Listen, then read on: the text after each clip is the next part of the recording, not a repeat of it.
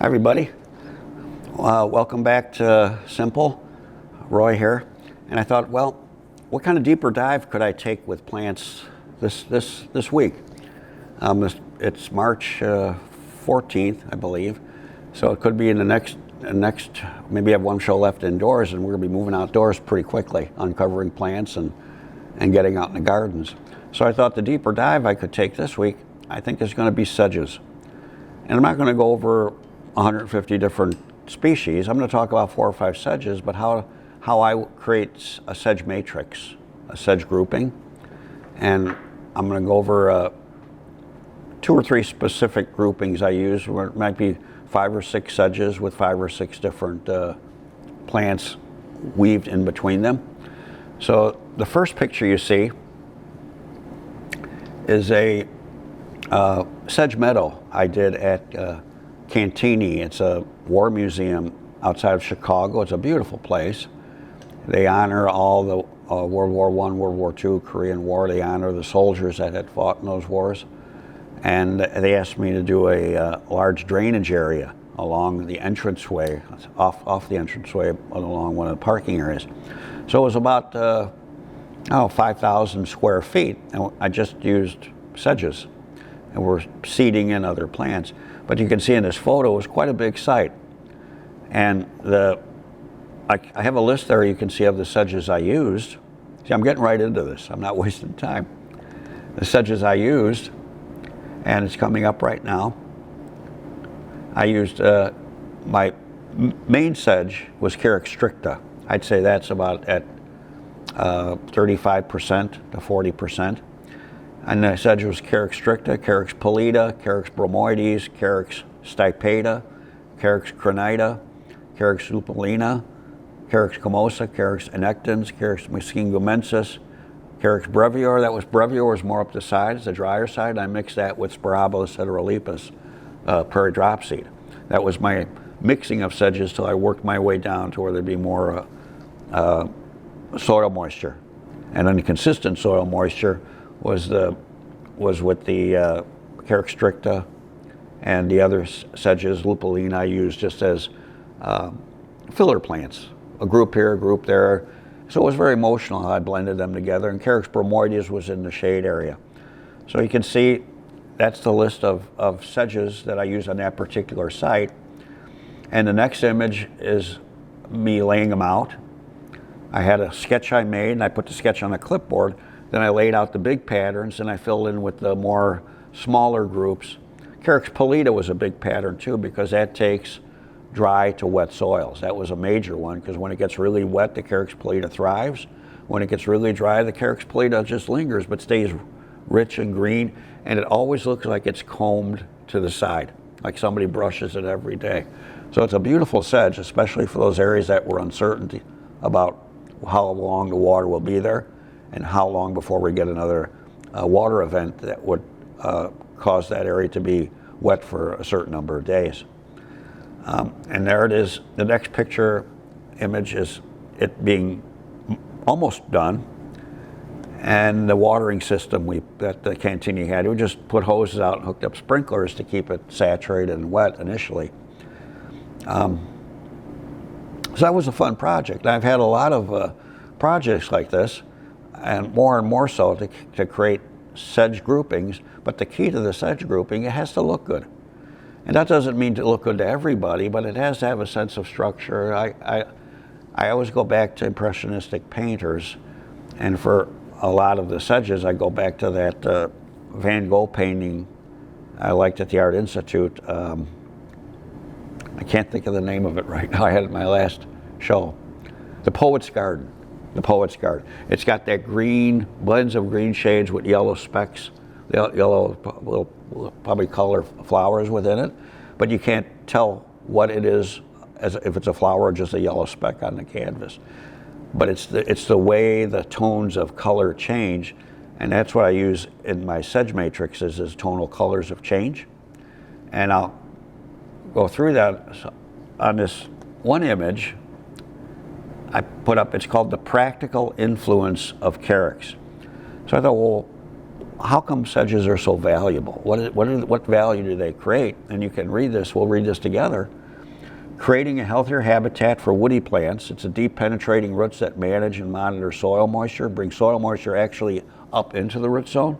They bring soil up into the root zone, and what moisture they can't use, they release from their roots at the soil surface, which is kind of cool. I just found that out last year. And they promote continued enhancement of the planting through time. You can keep adding to sedge matrices or sedge groupings as much as you want. You can take 2 out, put something in, take 3 out, put something in. You can put them in between the sedges, like a Solomon seal, a Smilacina can come up into it and then keep spreading within it. I'll show you a picture of that using Astromacrophyllus. And they also reduce wood mulch costs substantially. You don't need wood mulch. Use a living mulch. We use leaf mulch to start when the plants are getting established, then we're done mulching. We just let the plants live in their own leaf and stem fall when we mow it. It creates an interconnecting plant community that contributes to its own well-being. So by putting the plantings together and associating who they live with, you create a community that contributes to its own health, which is everything we would want to do. Everything, the way we live, we eat, we associate with people, we put our day together so it contributes to our own well-being and our growth as a person. It's just the way we live. And why not practice that way of living with the plants we put in the ground? It reduces the confusion about the needs and wants of plants as they become a healthy community. You're not overly thinking everything. I got to take this out, put that in, I got to put this in, take this out. There's no overthinking. You use that ground layer of textures and impressionistic tones of color that you've created, and you just enhance it with some architectural pieces or some moments of color. And that ground layer, that's your stabilizing influence for all the moves you make into the future.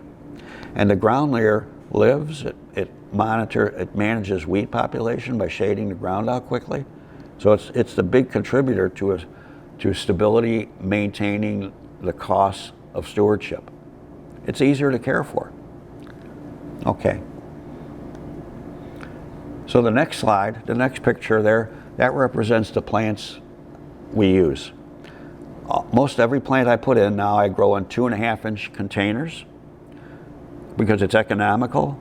The plants in 2.5-inch containers, they just don't cost as much as a gallon.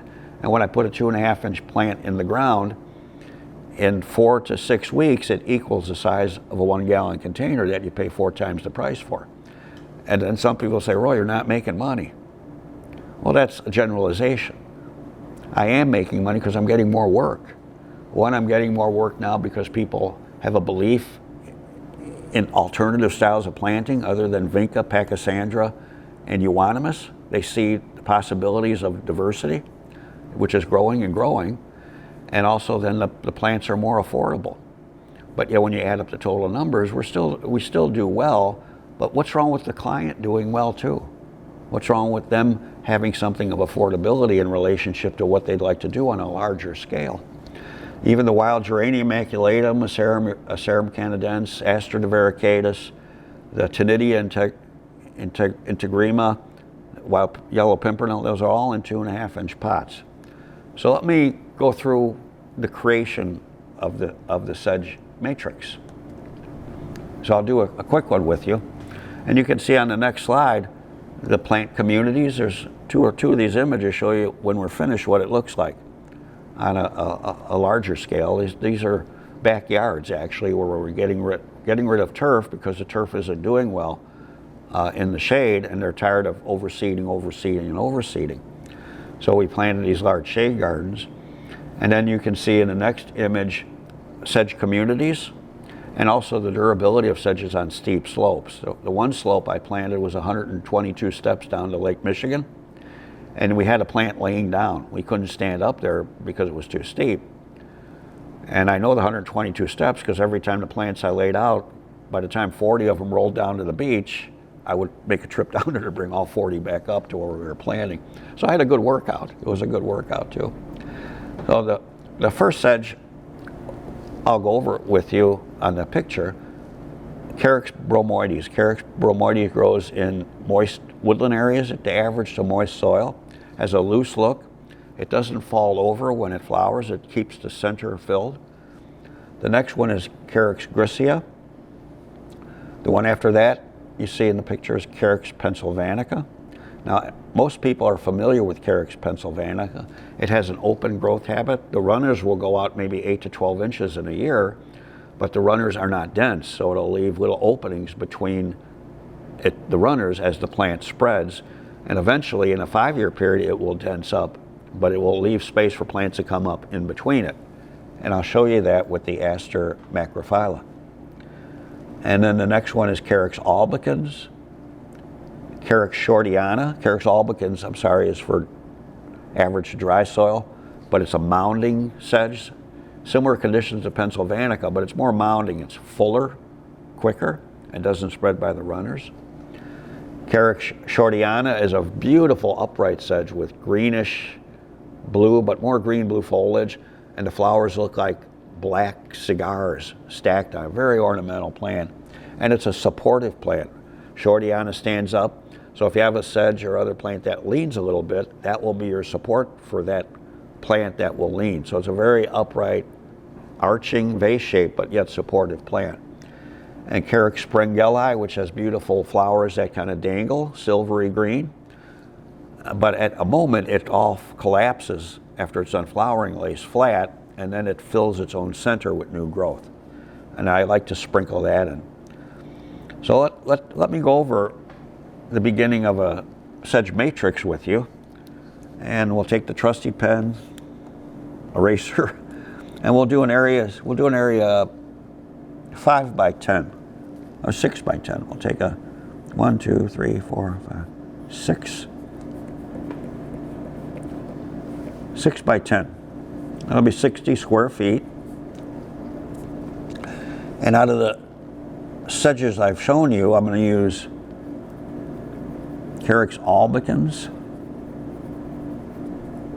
make a triangle. I'm going to use Carex gricia. Now Carex gricia is an interesting sedge. It says evergreen through the winter. And it looks like one of the sedges I first got to know because it was so common here in the Midwest or in northern Illinois, southern Wisconsin. Carex blanda. You find Carex blanda everywhere. Not in large groupings, but it survived disturbance well. And Carex gricia looks similar to Carex blanda, except when I found Carex gricia, it was it was down in Joliet. I think it was along the Des Plaines River, and it was as green as you could see in January, and it was very dense because Carex gricia is a floodplain sedge. It grows in flooded areas and then does well in the drier times of year of summer when the water recedes back into the river channel. So it's a very forgiving nature from very wet to average to slightly dry soil. And it's a beautiful evergreen. The key is it reseeds freely. So if you put too much in, you'll have Carex gricia initially everywhere because it's opportunistic. It doesn't care what you want it to do, it does what it does. So we'll get gricia, and then we'll put in Carex shortiana. I'll make that a star. I will make it a star like that. Then Carex shortiana.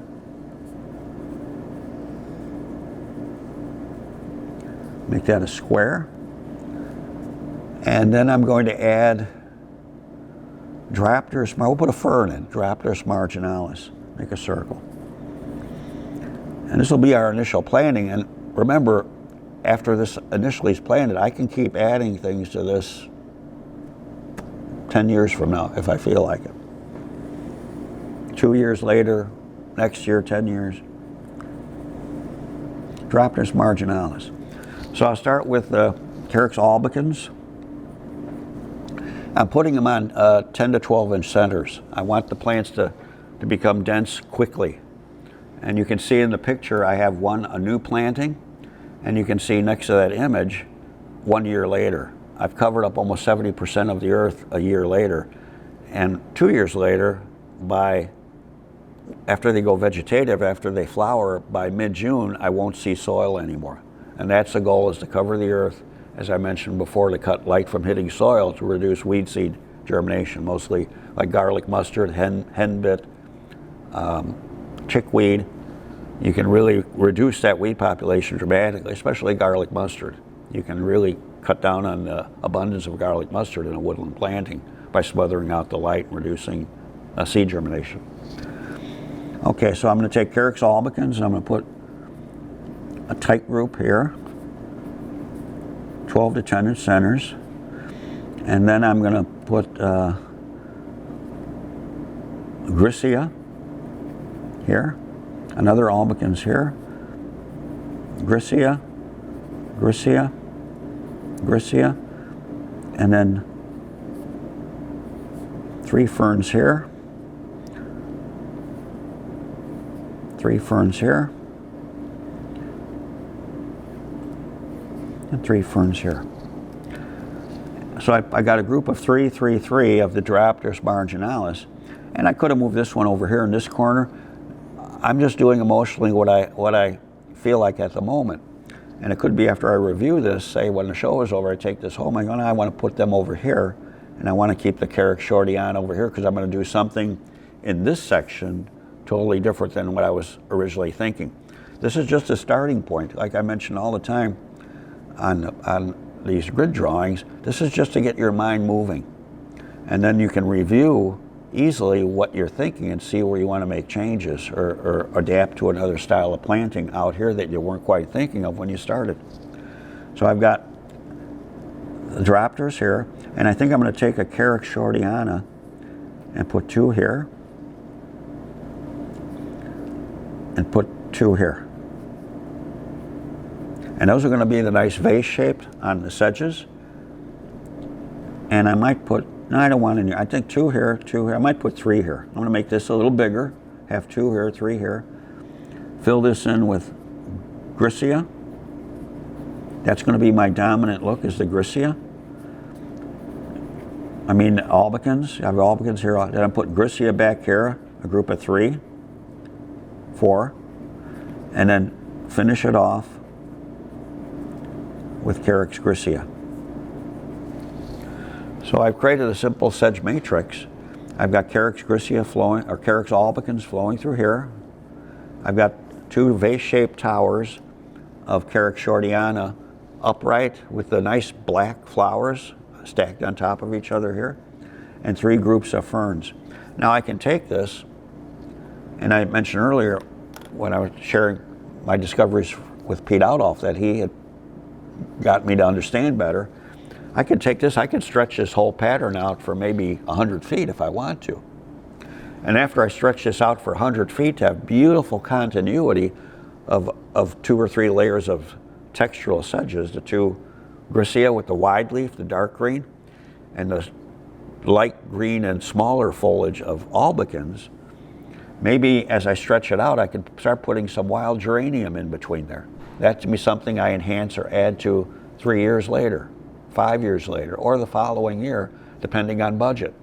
And maybe people have to get used to this look first. They have to acclimatize to what they have because it's so new to them. And once they get used to it, then they can see how to enhance it and add value to it. So let's look at one more grid. We'll make one down here. We'll have 1, 2, 3, 4, 5. We'll do 6 feet. And we'll do the same thing, 6, since I got the paper for it. 6 by 10. And now I'm going to switch Carex pennsylvanica, and I'm going to use Carex springeli,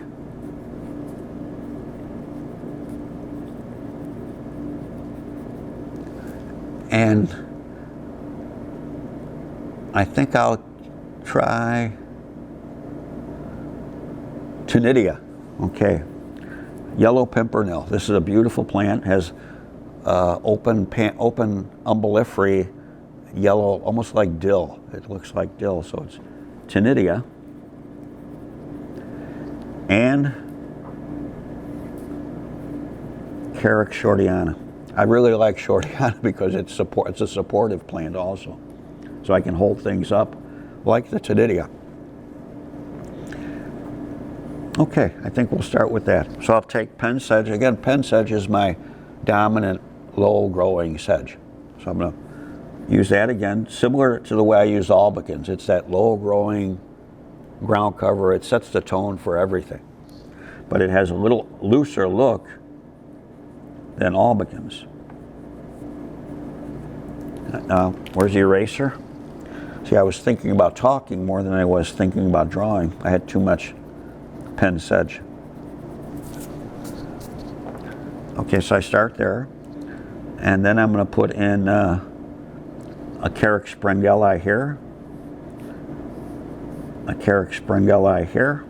Now remember I mentioned Carex springeli falls over, so I'm not going to put too many together. I just want to pop them through. So I got one here, one. They'll have a nice arching look, the flowers dangling, and I want it to fall over, but I want it to lean into something when it falls over. So I'm going to use Tinidia with the, I'll put a Tinidia here, a Tinidia here, Tinidia here, another one here, and one here, and here. So now I have Tinidia next to the Carex springeli. The springeli can lead into the Tinidia, and then I'm going to support it right here with shortiana. Bigger group of shortiana here, here, here, and here. And I think I'll put one here too. The shortiana is going to hold up the springeli. Again, you can see it'll lean into that, so they'll kind of mingle together. And then I'm just going to fill this in with pen sedge.